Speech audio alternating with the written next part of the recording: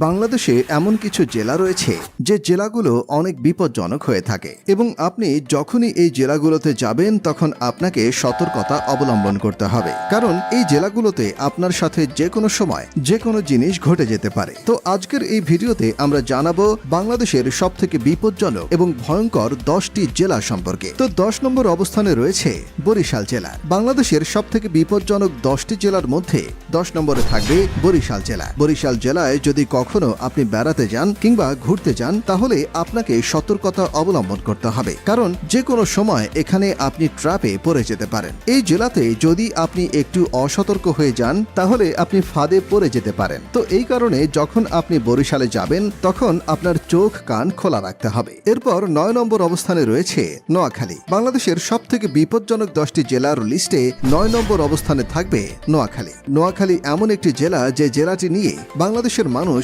সব থেকে বেশি ট্রোল করে থাকে। আপনি যদি কোনো কারণে নোয়াখালী যেতে চান তাহলে প্রথমেই আপনাকে অবশ্যই তাদের ভাষা শিখে নিতে হবে, কারণ এখানকার মানুষের ভাষা বোঝা খুবই কষ্টকর। নোয়াখালী জেলাতে যদি আপনি ভুল ভাষাতে কথা বলেন তাহলে বিপদে পড়তে হতে পারে। 8 নম্বর অবস্থানে রয়েছে ময়মনসিংহ জেলা। বাংলাদেশের সব থেকে বিপজ্জনক 10টি জেলার লিস্টে 8 নম্বর অবস্থানে থাকবে ময়মনসিংহ জেলা। যদি আপনি এই জেলাটিতে যান তাহলে একা একা যাতায়াত করবেন না, আপনার সাথে কাউকে নিয়ে যাবেন। বর্তমানে এই ময়মনসিংহ একটি বিভাগ হয়ে গিয়েছে। জেলাটির যাতায়াত ব্যবস্থা মোটামুটি ভালোই এবং এখানে অনেক দর্শনীয় স্থানও রয়েছে, তবে এখানকার সব মানুষ যে ভালো তেমনটা কিন্তু নয়। জেলাটিতে যেমন ভালো মানুষ বসবাস করে তেমনি খারাপ মানুষও রয়েছে এখানে। যদি আপনি এই জেলাটিতে ঘুরতে যান তাহলে খুবই সতর্কতা অবলম্বন করতে হবে। 7 নম্বর অবস্থানে রয়েছে রাঙামাটি জেলা। বাংলাদেশের সবথেকে বিপজ্জনক ও ভয়ঙ্কর জেলার লিস্টে 7 নম্বর অবস্থানে থাকবে রাঙামাটি জেলা। রাঙামাটি জেলা ঠিক কতটা ভয়ঙ্কর আপনি এই কথাটি থেকে বুঝতে পারবেন। যদি কোনো সরকারি চাকরিজীবী এদিক ওদিক করে তাহলে তাকে হুমকি দিয়ে বলা হয় তাকে রাঙামাটিতে পোস্টিং করে দেওয়া হবে, কারণ এই জেলাতে জলদস্যুদের সংখ্যা অনেক বেশি। ভালো মানুষের তুলনায় খারাপ মানুষ অনেক বেশি। যদি আপনি এই জেলাটিতে যান তাহলে কখনোই একা একা যাবেন না, আপনার সাথে কাউকে নিয়ে যাবেন। যদি আপনি এই জেলাটিতে একা একা যান তাহলে আপনি ভয়ঙ্কর বিপদে পড়তে পারেন। তাছাড়া যারা বাইকার রয়েছেন তারা কখনোই বাইক নিয়ে একা একা রাঙামাটি যাবেন না। যদি আপনারা বাইক ট্যুরে যেতে চান তাহলে সবাই মিলে গ্রুপ করে একসাথে যাবেন। তো 6 নম্বর অবস্থানে রয়েছে বান্দরবান ডিস্ট্রিক্ট। বাংলাদেশের সবথেকে বিপজ্জনক 10টি জেলার লিস্টে 6 নম্বর অবস্থানে থাকবে বান্দরবান। জেলাটি এমন একটি জেলা যেখানে পুলিশ বাহিনীর সাথে সব সময় দস্যুদের দ্বন্দ্ব লেগেই থাকে। শুধুমাত্র পুলিশ বাহিনী নয়, বিজিপি এবং সেনাবাহিনীর সাথেও দস্যুদের সব সময় দ্বন্দ্ব লেগেই থাকে। তো এই জায়গাটিতে যাওয়ার সময় প্রিপারেশন নিয়ে যাবেন, আর কখনোই একা একা কোথাও যাবেন না, কারণ এই জেলাটিতে যে কোনো জায়গায়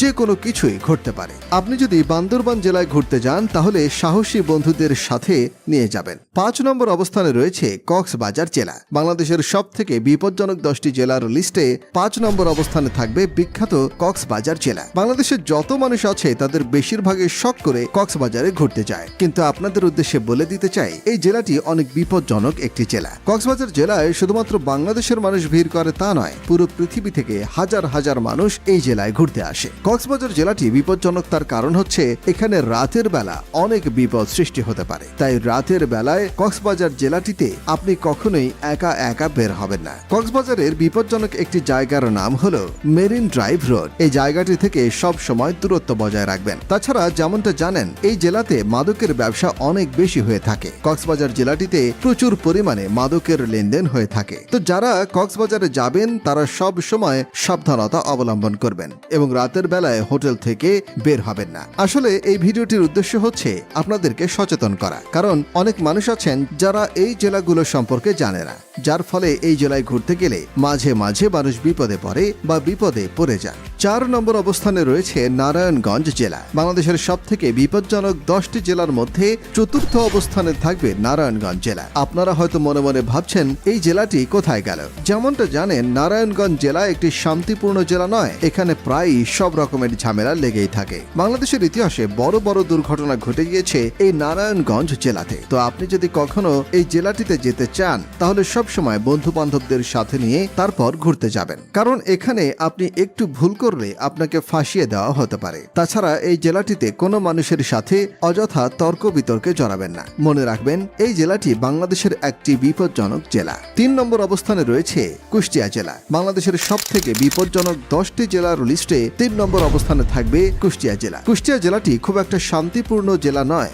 আপনি যদি এই জেলাতে যান তাহলে সব সময় সাবধানে থাকবেন এবং আপনার আশেপাশে সব সময় আপনার বন্ধু বান্ধবদের রাখার চেষ্টা করবেন। রাতের বেলায় এই জেলাটিতে কখনো একা একা বের হবেন না। যেহেতু জেলাটিতে অনেক দর্শনীয় স্থান রয়েছে, তাই এগুলো দেখার জন্য আপনারা দিনে বের হবেন এবং গ্রুপ হয়ে ঘুরবেন। এরপর 2 নম্বর অবস্থানে রয়েছে খুলনা জেলা। বাংলাদেশের সবথেকে বিপজ্জনক ও ভয়ঙ্কর 10টি জেলার লিস্টে 2 নম্বর অবস্থানে থাকবে খুলনা জেলা। বাংলাদেশের অন্যতম সেরা একজন ক্রিমিনাল হচ্ছে ইরশাদ শিকদার এবং ইরশাদ শিকদারের বাড়ি হচ্ছে খুলনায়। আশা করি তার সম্পর্কে আমাকে নতুন করে কিছু বলতে হবে না। যারা ইরশাদ সম্পর্কে জানেন না তারা এই ভিডিওটি দেখলেই জানতে পারবেন। বাংলাদেশের কুখ্যাত অপরাধী ইরশাদ শিকদার যত খারাপ কাজ করতেন তার আস্তানা ছিল এই খুলনায়। তো যাই হোক, আপনি যদি এই খুলনা জেলাতে ঘুরতে যান তাহলে সব সময় চেষ্টা করবেন নিজেকে সেফ রাখার জন্য। জেলার মানুষের সাথে কখনোই তর্ক বিতর্কে জড়াবেন না। যদি তর্ক বিতর্কে জড়িয়ে যান তাহলে আপনি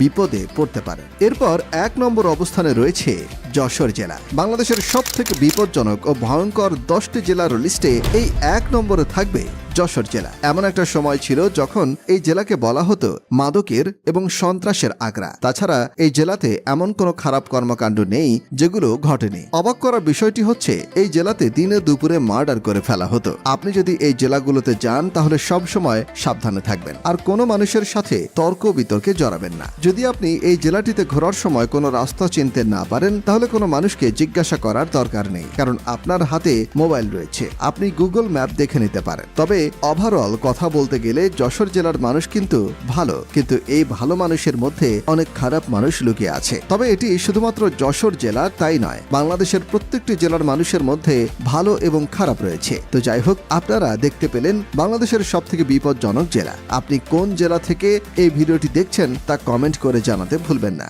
আপনি কি জানেন বাংলাদেশের সবথেকে শান্ত জেলা কোনটি? অথবা আপনি কি জানেন বাংলাদেশের সবথেকে বড় লোক জেলা কোনটি? যদি না জেনে থাকেন তাহলে এই ভিডিওটি দেখুন।